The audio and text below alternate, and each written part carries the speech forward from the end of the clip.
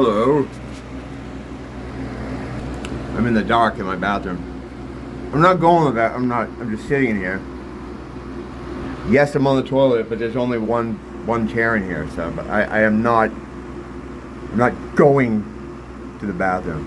But yeah, a little while ago I started by just doing one. I did a video on the Old Testament because I decided to read through it, you know. I have a version of the Bible here that has both the Old Testament and the New Testament in it. So I'm trying to read the Old Testament in a more linear way and just kind of bouncing around the New Testament occasionally just to forward reference stuff. The idea was to do a whole series of videos as I went along, you know, reading the Bible. But I just felt weird about that. I felt like I was using the Bible for fucking content. That doesn't seem right. But I came across a thing today, and I've noticed it before. And I see a lot of videos where it's like, or not just videos, but I see people making comments about how hell isn't in the Bible. It absolutely is. I've just ran into it in Matthew again, where Jesus is telling him about what will happen if you break the commandments, which is kind of, come on, man. If you look at another woman with lust in your heart, you've already committed adultery. And if you don't want to keep doing that, you should pluck your eyes out. I don't know about that, man. I don't know. Again, this is a book. This is Matthew saying this. Yeah, there are parts of it that are the words of Christ, but I don't look at it, the Bible, as like the Word of God. It's a book, man. It's a book. I know, but it's a book. And I'll tell you what, man, this thing was edited, you know, looking at the beginning of it, by about 60 rabbis. And they don't have our best interest in mind. I think you'd understand that. I think most of us understand that, right? So who knows? But anyway, he was saying it's better to lose your eye than to end up in hell. He said the same thing about your hand. Better, if your hand causes you to sin, better to cut your hand off than to lose your soul in hell. So it's been mentioned a few times. Is this a Mandela thing? Like, that it used to not be there? There's also a lot of weird things that mainly I'm picking up in the New Testament. Things about sort of like, what was I looking at today? Oh, he mentions like a lamp, and how if you put a lamp in the bowl, it won't light the house, but if you put a lamp on a stand, the way it's said makes me think of like a lamp that you plug in. I don't know. There's a lot of weird stuff like that. Like, I've noticed, you know, of course I don't have any references on hand, but there's a lot of sort of pseudo-modern not technology, but modern descriptions of things. Now this could be the translation. I don't know. I guess there's all different kinds of translations of the Bible. I'm just reading the New International Version, King James.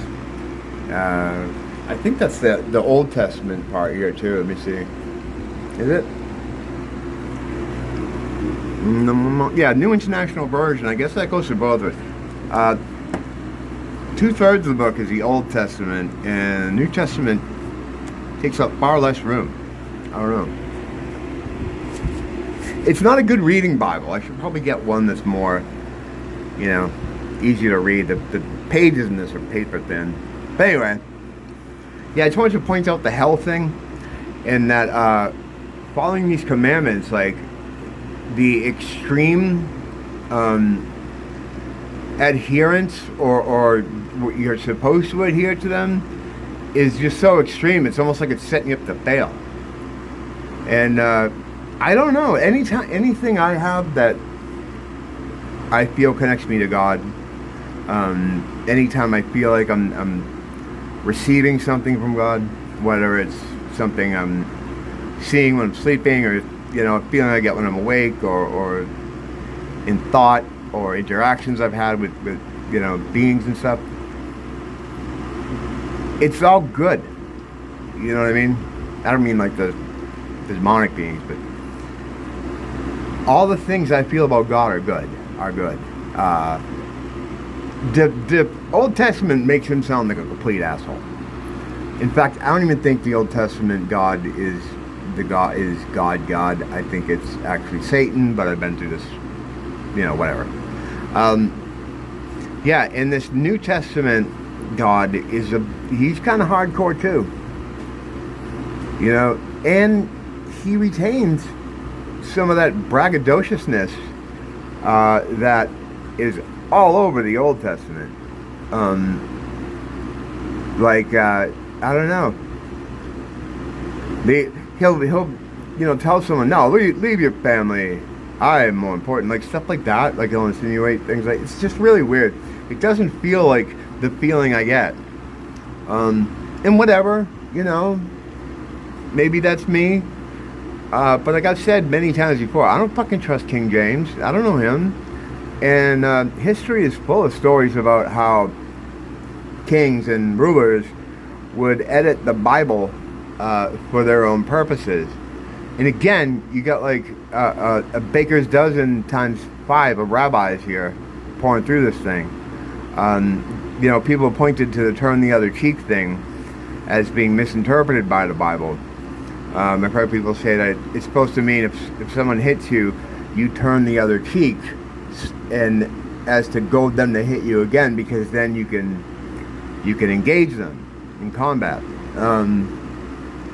And then the idea or the translation most people take away from it is let people do whatever the fuck they want to you, and you have to sit and take it.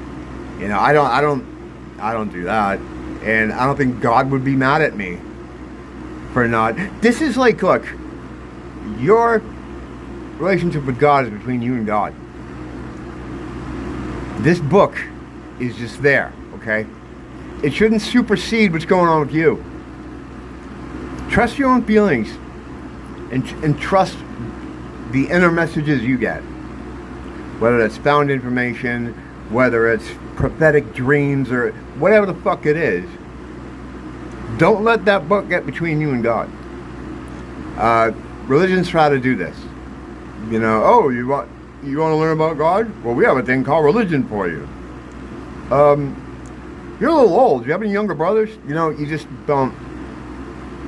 The relationship you have with God and you cultivate with God yourself, Jesus as well, however you do it, trust that before anything else. I mean, there's a lot of stuff in the Bible that I read and it rings true to me. Like, yes, this is right. And then other stuff I read and I'm like, I don't know about that. A lot of incest, especially the Old Testament. Like, what the fuck is with that? They needed a New Testament because I can't see people in modern times going along with some of that shit. A dad stuck in a cave with his 2 daughters and hiding out. In case something happens to me, maybe I should impregnate you both, so my line will continue.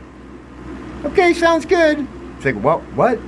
That sounds like something like a perverted Jewish porn producer would come up with. Yeah, you see, the father, he's afraid he's going to lose his line, so he has to stup his 2 young daughters. That's what that sounds like to me. You know what I mean? Could be wrong, but that's the messages I'm getting. I trust my spiritual instincts a lot more than I trust a fucking book. No disrespect to the Bible or to any holy books.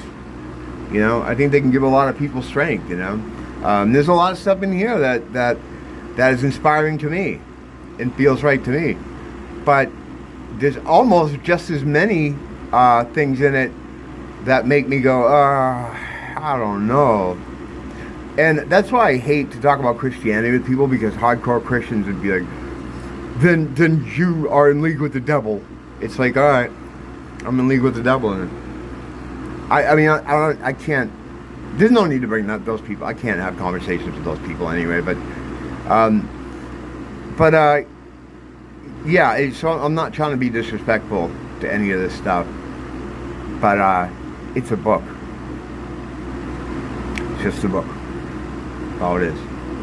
And yeah, but at the same time, I didn't want to. My original plan to do a series of videos as I read through it felt a little bit exploitive to me, you know. So, but this I want to bring up because I see it all the time about hell isn't mentioned in the Bible. Yeah, it absolutely is. So I don't know. I'm not a Bible scholar, you know. I'm just stumbling around in the dark between the covers on this thing and just trying to find my way. Don't blame the teacher, blame the school.